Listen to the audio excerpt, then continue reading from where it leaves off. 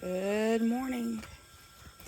It is now fall in the front yard homestead. I wanted to give a quick garden tour to let's show you what's kind of going on in the homestead right now. Our peas that are in the front potato bed are doing really good. This was the bush pea that we were trying from Haas, the top pick purple hull pea, and we've been pretty happy with it.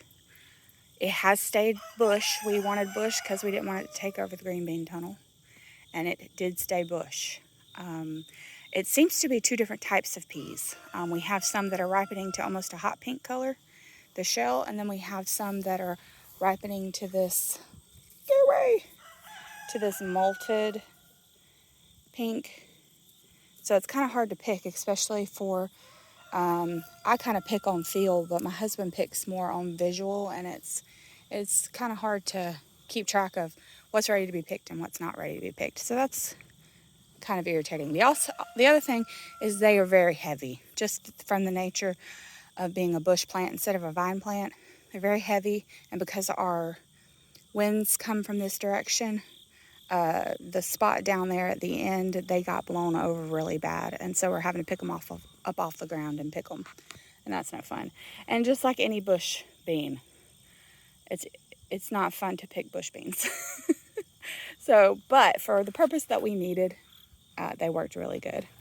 The green bean tunnel got completely overtaken by the morning glory vine, and my husband just recently found the roots of the specific morning glory that was climbing on the tunnel and pulled it, and so now it looks dead, the whole thing. There's very little green bean action still going on. Now, I was able to pick another batch of green beans off this tunnel about a couple of weeks ago. And you can see there are still some green beans, but mostly I've just left this to be dry beans this year. I picked a few batches and then just couldn't keep up with it. So mostly this is dry beans. I've got some seedlings on standby, getting ready to go in the garden. We did some soil blocking this year and really enjoyed it. Okay, so today's weed eating day, so ignore all the weeds. Of course, you know if you're watching one of my garden tours, you're going to see weeds. That's just how it is. So we decided, since the deer ate all the bush beans that we had planted here, that we would try for a fall crop of potatoes. So that's what's happening here. It is September 28th, and typically we get our first frost around the end of October, 1st of November. So these guys have got about another month to go. So we're really, really hoping for at least some new potatoes. You can see the zinnias up against the front wall. I also planted some purple hull peas on this side to kind of go up the wall so the deer would have something to munch on out there, but they have not done well. And then I have some purple hull peas down there. Let's see, there we go. And they're doing a lot better. They're a different type. So once we pull the tomatoes out, we covered the tomato trellises in the vining purple hull peas. And as you can see, the other project for today is picking peas.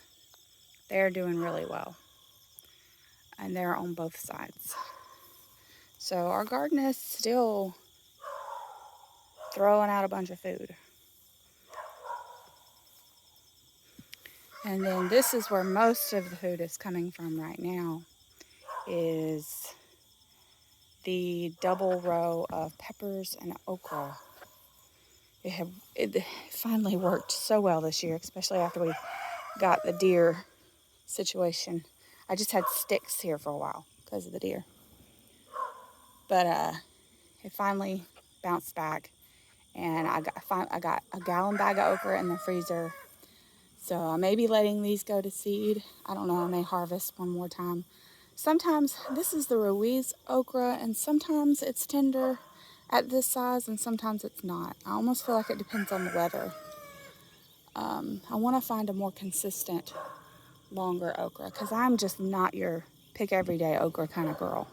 But I love okra. So I'm hoping I think next year I'm trying the dwarf Louisiana okra. So some of the peppers that you can see that we're growing this year are the purple cayenne.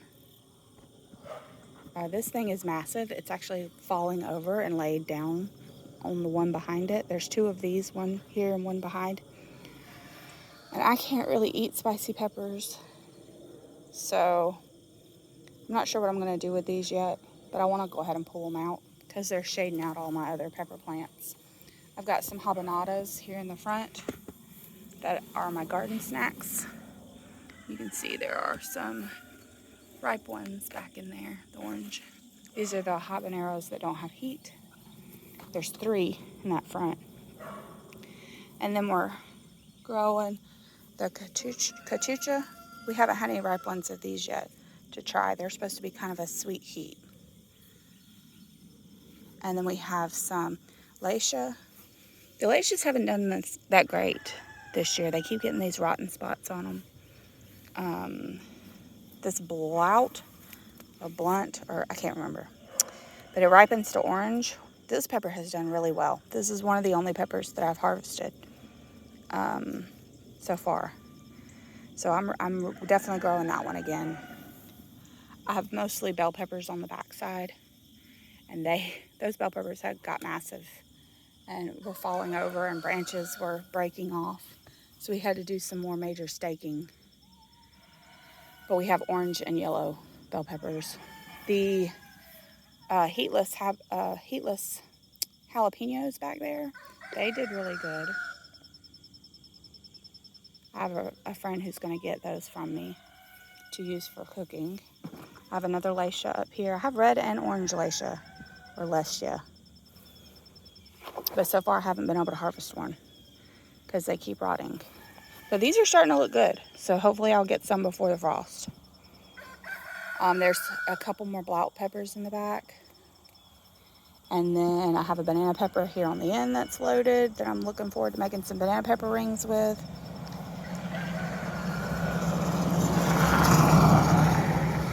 And then this whole end is empty. I think I'm going to plant some flowers here. This is where we buried my son's chicken. So I think I'm going to let that be a flower garden. So down here is our compost pile. There's a rooster in that going back to the land that we lost, unfortunately, due to a dog. I have what I think is a sun gold tomato that is still hanging on. And when I say hanging on, I literally mean hanging on. It folded over and it's just cascaded down into the blue spice basil. And those still are very tasty. I'm almost tempted to only grow those in the future. Because even though the leaf-footed bugs really like them, they don't seem to be on those as much as the others. And they're very tasty. So this is the other side of the potato bed. These are the purple whole peas that are doing better, but they're staying lower. Hopefully they'll grow up and give the deer something to munch on out there. I do feel bad taking away all of her snacks. So this is the other potato bed. It looks like only one or two, it looks like only one of these potatoes came up. So I'm probably going to put cabbages or something in there. And this is my patch of comfrey, my asparagus that I pulled back so that to make some room for the peas that I'm growing again. These are the fish peppers. I grow these basically because they're pretty. They have such pretty variegated leaves. But the hornworms attacked this one, so it's kind of in recovery. And then I have, some of these smaller spots seem to be variegated, but then the bigger spots aren't. So I'm not sure what's going on with that. But I planted sweet potatoes in the front. This is a sweet potato from a friend that her dad has grown for like 30 years and come from Florida. So I'm excited to see what these are like. And then did I say I have snap peas growing in the back that are going to cover this trellis? And then this bed I've just given to the cosmos. There are some sweet potatoes in there, but the deer munched on those so badly that they haven't recovered well. There's one on the other side that's doing better, and there's a few here that have some green on them, but they're not as good as the ones in the other bed. We did end up keeping my son's carrot bed in.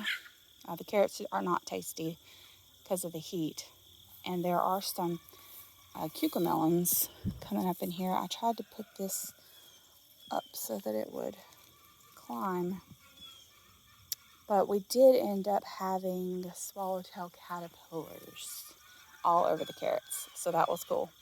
I've been meaning to post a reel with all the swallowtail caterpillars.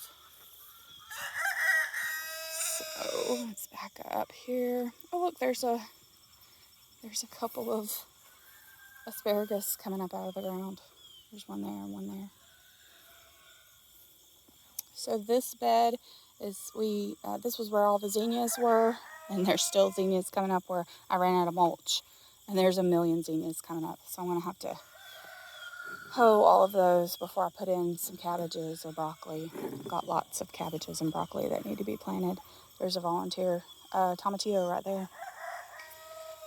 Okay, so for the other on trend, this tunnel has been a struggle this year. I've not really been able to get anything to grow on it. I don't know what the issue is with this tunnel, but I don't know if it's just my focus isn't as much on this one, or there's something going on with the soil here or what, but nothing growing on this tunnel this year except for the blue pea that is just on the front. And then I have sunflowers that the birds planted. And right now I have shelling peas that I'm trying to get going. I'm probably going to start some in some trays and then transplant and see how that works. But they just don't seem to be coming up very well. I've planted twice. And this is what we call the winter garden. Right now we have broadcasted kale, mustards, and collards in here. So we're hoping to have a good stand of those. We're also apparently growing quite the crop of mushrooms. We've got a fairy ring going on here. It goes all the way back there and around. So that's cool. We have a white pumpkin back there too. A little white pumpkin. You can see some of them up there. And it was doing amazing. It's our only pumpkin to survive this year. Even the volunteer ones didn't survive. And it does look like something has finally gotten it. So, but we do have quite a few little white pumpkins. This is the food forest area back there. I do have a loofah growing on the chicken wire. This is my laying hen pen in the front. That black is for shade. So I'm probably fixing to take these tomatoes out. I always have a batch of fall tomatoes, and I always end up keeping them in, and they always end up not doing anything, and they're just taking up space. And this one's trying really hard to make me keep it because look, there's one tomato. But it's been full of blooms, and it's not setting fruit, so you can see there's lots of blooms over there. So I'm probably just going to pull these out today because I've got bukus of cabbages and broccoli that need to go in the ground. And this bed is ready for cabbages and broccoli. And then there's this thin bed along that fence line that needs to be weeded and something put in there. I still have this little arugula down here. And this sunflower, it's called Ice Cream, I think. And it's so pretty. It's my only sunflower I have going right now. I want to feed these to the rabbits, but at the same time, I'm like, maybe I'll get some pre-frost blooms for my frost pictures.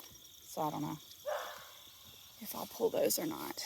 This girl, this is a Roselle hibiscus, and it has just started blooming. Last year, I had one along the road, And I didn't have it trellised or anything, and it just spidered all over the ground like an octopus. But this I have in a big cage, and it's growing very upright. It's way above my head. I used a few of the pieces for a bouquet yesterday at the farmer's market, and it sold. So that was great. I'm hoping to harvest tea from it this year. But I love the blooms. It's absolutely gorgeous. I bought 2 teeny tiny little seedlings at the farmer's market in the spring because I didn't get any planted. And this was the one that survived, and it is huge. And I am so excited to hopefully do some hibiscus this fall. So this was my petunia green stalk. I pulled most of the petunias, left a few just for light color. And now we have snap peas growing on it. I have some tiny clothespins at the bottom holding the rope, and I've just wound it around this top greenstock trellis that you can get from Greenstock, and it seems to be going really good so far. So I'm hoping for snap peas soon. And then this is this side of the hibiscus. In the chicken yard, we put up our hen pen, which is a no electricity pen, and kind of fenced in this grassy area. So this is where our hens have been free ranging. Now for the last week, they've been pinned up in the main coop so that I could get a cover crop going, because they had it. We got really dry, and then they had it eaten down pretty good. So after another week or so, I'm going to start letting them out back again. I have fenced off the, this is my first Three Sisters garden attempt. This is a Seminole pumpkin. I did sunflowers instead of corn. And this sunflower was absolutely gorgeous. It looks terrible now, but it was gorgeous. And I've got sweet potatoes down there. And so I don't think we're going to get any pumpkins. I've yet to see a female bloom. Not sure what's going on with that. This side of the house doesn't get sun until later in the afternoon. Last year I grew a Seminole on the other side of the house that also doesn't get shade till later in the afternoon, and I got 3 or 4 pumpkins off of it, even though it was later in the season when I planted it. So I don't know. Alright, so we're going to come around to finish up the garden tour. I had 2 20-gallon grow bags here with eggplants. They did really great. I've got an eggplant on here now. This one's, where did it go? Well, I had an eggplant on there. This one's laid over really bad. I really need a trellis for it. I cut the one that was in there because the bugs had gotten it really bad, and I wanted a space for some arugula, but it's trying to come back. But I'm going to plant some arugula there today now that I've got it hardened off. And then that's my 10-gallon bag with oregano in it. I harvested that, and hopefully I can get another harvest off of that before frost. And then this is my green bean green stalk. It is doing amazing. We planted it on August 14th, and it is September 28th. And we are getting green beans. I just did a short, and I was saying that they weren't ready to harvest yet, which they're not, but there are a couple in here that look like they are harvestable, which I spun it. I think they're on the other side. But we have purple TP beans on the bottom, which are climbing a lot more than I anticipated. So I have sticks in here. I just shoved them into the bottom tier, and so the purple TPs are growing on that. And then I have jade bush beans on the top, and that is going really good. We're going to get, it looks like a pretty good harvest before frost, and so I'm really happy about that, especially since our green bean tunnel, we didn't harvest as much as we should have. So I'm hoping to get at least a few meals off of that. The giant aster that's usually here, I remembered to cut back this year. So she's starting to bloom, and she's a more manageable height.